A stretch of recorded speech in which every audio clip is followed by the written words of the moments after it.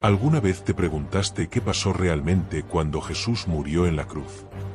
¿Sabías que las Escrituras aseguran que descendió a los infiernos? ¿Pero alguna vez te dijeron por qué? ¿Sabías que este momento, tan mencionado y tan ignorado al mismo tiempo, esconde uno de los misterios más profundos del cristianismo? Un episodio del que se habla, pero nunca se explica con claridad. ¿Acaso bajó por los justos? ¿Por los patriarcas? ¿O había alguien más esperándolo allá abajo? Alguien cuya historia fue manipulada, silenciada, o quizá, mal interpretada desde el principio. Un personaje clave para que el plan se cumpliera. Un personaje que, sin su participación, la crucifixión jamás habría ocurrido. Las Escrituras lo condenan.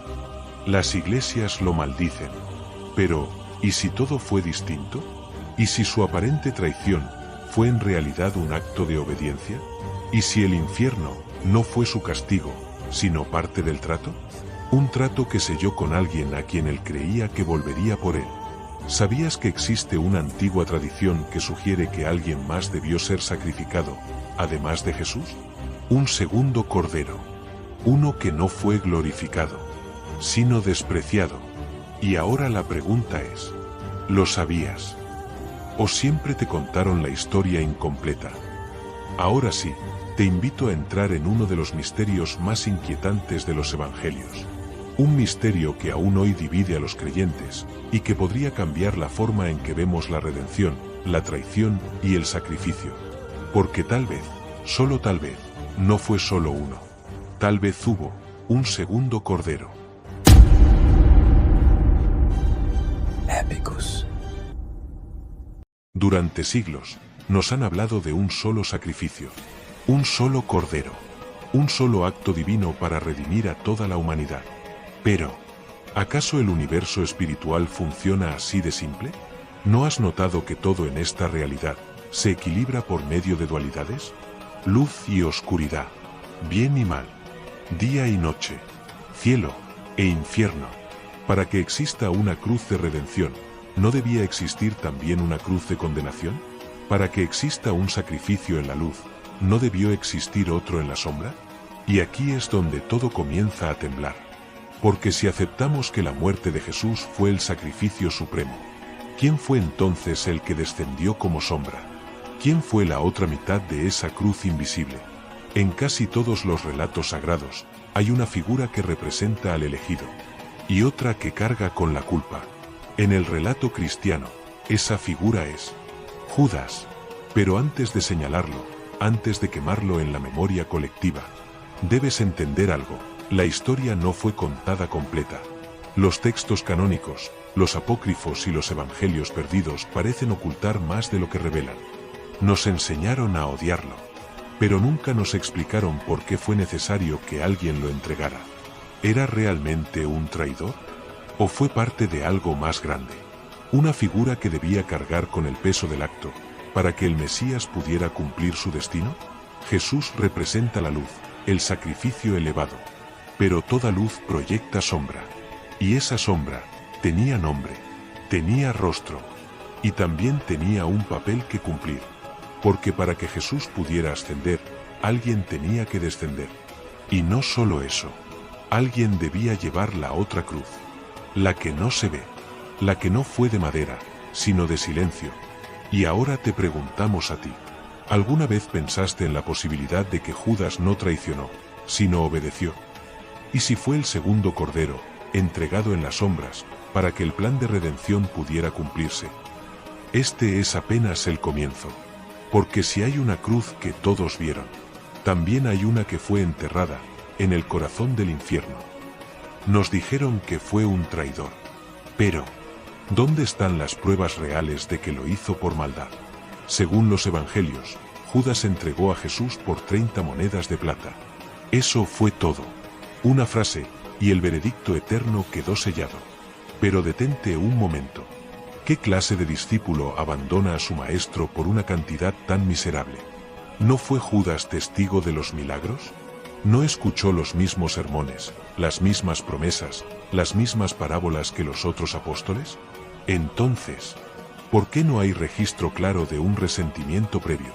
¿Dónde están las discusiones, las traiciones previas, los conflictos personales? Silencio. En cambio, lo que sí hay es una escena desconcertante.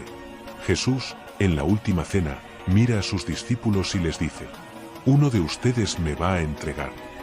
Pero lo más extraño es que no lo detiene, no lo confronta, no lo expulsa, le da pan, le da vino, le da permiso. ¿Acaso esa no era una señal? ¿Una instrucción silenciosa? Y luego, tras el beso en Getsemaní, Jesús no le grita, no lo maldice, al contrario, le llama amigo. Sí, amigo, ¿a qué vienes? ¿Es esa la forma en la que se trata a un traidor? ¿O es la forma en que se despide a quien cumple una tarea dolorosa, pero necesaria? Después, Judas no huye, no celebra, no se esconde en la sombra, llora, devuelve el dinero, se ahorca, no por vergüenza, sino por algo más profundo, por culpa, o por la carga de un pacto que no fue entendido por nadie más. Y aquí entra una de las mayores incoherencias del relato. El mismo acto que Jesús necesitaba que sucediera para cumplir la profecía, es el acto por el cual Judas fue condenado por la eternidad. ¿No es eso una contradicción divina? Si Judas no entrega a Jesús, no hay cruz, no hay redención, no hay resurrección.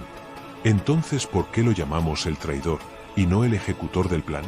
¿Por qué lo enterramos como enemigo cuando pudo ser el más fiel de todos? Quizá porque hay cosas que simplemente no convenía que supiéramos. Porque una historia con un solo cordero es más fácil de aceptar. Pero aquí estamos, dispuestos a mirar lo que otros no se atreven a ver, dispuestos a leer entre líneas, aunque esas líneas quemen, dispuestos a preguntar. ¿Y si Judas no cayó, sino que descendió, porque así lo prometieron? Durante siglos se nos ha contado que Judas Iscariote traicionó al Hijo de Dios, y que, consumido por la culpa, se quitó la vida. Pero, ¿qué pasaría si esa historia no fuera tan simple? ¿Qué pasaría si la muerte de Judas no fue el resultado de la desesperación, sino la conclusión de un plan sagrado? Porque hay algo que no encaja, algo que la historia oficial no explica, y que los textos sagrados, en lugar de aclarar, confunden aún más. La Biblia contiene dos versiones distintas sobre cómo murió Judas. Según el Evangelio de Mateo, se ahorcó. Según el libro de los Hechos, cayó de cabeza, su cuerpo se reventó, y sus entrañas se esparcieron por el campo. Entonces, ¿cuál fue su final verdadero? ¿Por qué una contradicción tan evidente en un relato que se supone inspirado por lo divino? Y no es el único vacío. Judas devolvió las monedas, se arrepintió, lloró, pero la tradición solo recuerda su traición. ¿Por qué se omitió su arrepentimiento? ¿Por qué nadie quiso contar su versión? Y aquí surge la gran pregunta: ¿Judas actuó por codicia o por obediencia? Jesús anunció muchas veces que sería entregado. Incluso lo dijo claramente: el Hijo del Hombre será entregado en manos de pecadores. Pero ¿quién debía hacerlo? ¿Quién sería capaz de cargar con esa culpa? ¿Por el bien del plan divino? Judas no fue un traidor cualquiera. Fue uno de los 12. Vio los milagros. Escuchó los secretos. Compartió el pan. ¿Por qué habría de entregar a su maestro? ¿Realmente alguien así lo haría por unas monedas? Y si fue tan despreciable su acto, ¿por qué Jesús, al verlo en el huerto, lo llama amigo? ¿Quién llama amigo a su verdugo? Que si Jesús sabía exactamente lo que pasaría, y no solo lo permitió, sino que lo pidió. Imagina esta escena nunca escrita. Jesús, en privado, le susurra a Judas: alguien debe hacer esto. Tú serás ese alguien. No temas. Yo iré por ti. Y ahora, todo encaja distinto. El beso en el huerto no fue traición, sino señal. La bolsa de monedas no fue soborno, sino símbolo. La desesperación de Judas no fue por maldad, sino por soledad, porque sabía que nadie jamás entendería lo que hizo. Y su muerte no fue la de un traidor huyendo, sino la de un cordero oscuro, un ejecutor silencioso, que cumplió su parte, y desapareció. ¿Y qué hizo Jesús después de morir? Descendió a los infiernos. Ese pequeño dato que casi nadie menciona. La mayoría dice que bajó por los patriarcas, Adán, Abraham, Moisés. Pero, ¿y si también bajó por él? ¿Por Judas? No para juzgarlo, sino para cumplir la promesa.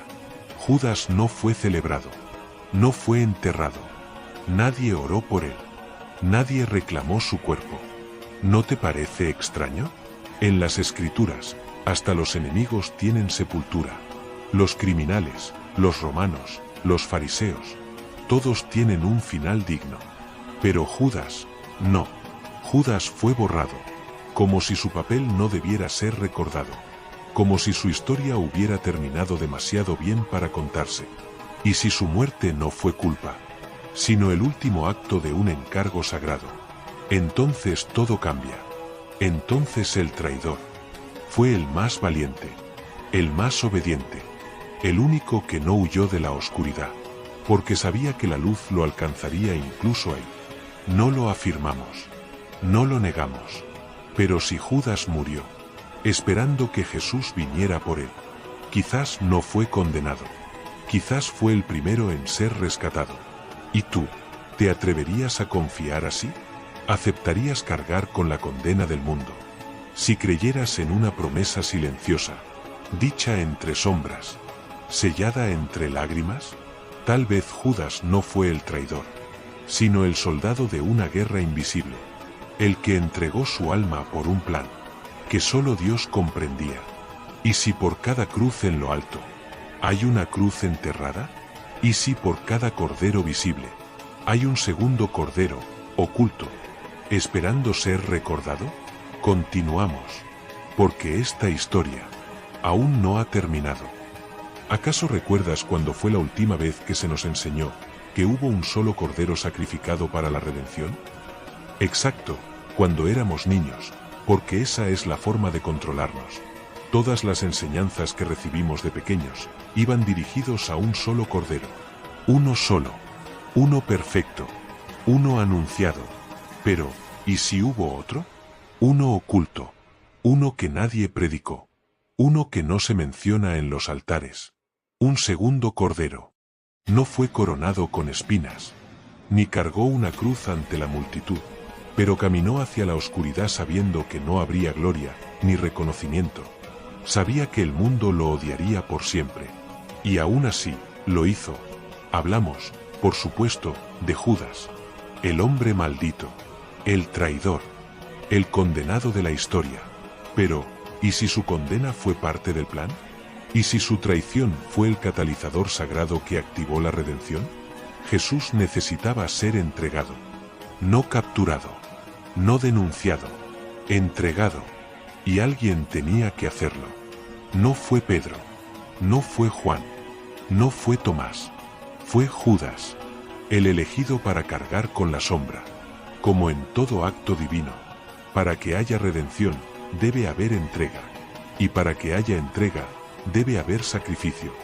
Jesús representaba la luz, Judas, la sombra, ambos necesarios, ambos profetizados, ambos sacrificados, uno en el cielo, uno en el abismo.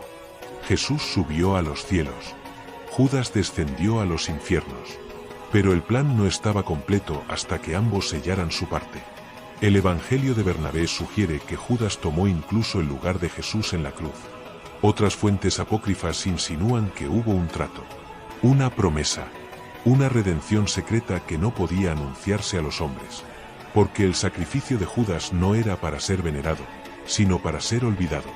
El segundo cordero no fue glorificado, fue odiado, rechazado, y tal vez eso lo hace aún más sagrado. Jesús murió con amor en los labios. Judas murió en silencio. Jesús fue llevado por ángeles. Judas fue rescatado en la sombra. ¿Recuerdas cuando se nos dijo que Jesús descendió a los infiernos? Tal vez no fue por todos. Tal vez fue por uno. Porque nadie sacrifica su alma, por conveniencia, y nadie carga con el odio eterno, si no hay una razón superior. Judas, el segundo cordero, puede ser el espejo que no quisimos ver, la parte oscura del plan divino que nunca nos atrevimos a aceptar. Y si fue así, tal vez la historia de nuestra redención esté incompleta, y el sacrificio más doloroso haya sido el que nadie quiso recordar. ¿Y si la historia que nos contaron no está completa? ¿Y si durante siglos elegimos recordar solo la mitad de los acontecimientos, porque la otra mitad era demasiado incómoda, demasiado oscura, demasiado humana? ¿Y si la redención que celebramos no fue solo luz, sino también sombra? Tal vez, en medio del dolor, la traición y el silencio, hubo un propósito más grande, uno que no se escribió en piedra, uno que no se leyó en voz alta, uno que se susurró entre lágrimas, y se ocultó bajo capas de historia, dogma y miedo, porque aceptar que Judas no fue solo el traidor, sino el engranaje oculto del plan divino, es una idea que sacude nuestras creencias más profundas, pero también es una idea que invita a reflexionar, a mirar con otros ojos, a volver al texto, al símbolo, y sobre todo, a la duda sagrada, porque a veces, preguntar no es revelarse, es buscar, y aquí, no afirmamos, tampoco negamos, solo mostramos lo que otros prefieren callar, para que seas tú quien llegue a tu propia verdad. Si esta historia te hizo pensar, si alguna parte de ti sintió que algo resonó en lo profundo, entonces no estás solo. Miles de almas están comenzando a cuestionar lo que siempre se dio por hecho. Y esta comunidad existe para eso, para explorar lo que no se atrevieron a enseñarnos. ¿Y si el mayor acto de fidelidad fue cometido por el hombre que todos llamaron traidor? Saca tus conclusiones y deja tu respuesta en la caja de comentarios. Suscríbete al canal si quieres seguir descubriendo lo que se ocultó entre líneas. Activa la campanita para no perderte ninguno de estos viajes al misterio. Y sobre todo, comparte esta historia, porque tal vez alguien más también necesite recordar que la verdad no siempre brilla como el sol. A veces, se esconde en la sombra del segundo cordero y en la promesa que Jesús tal vez sí cumplió.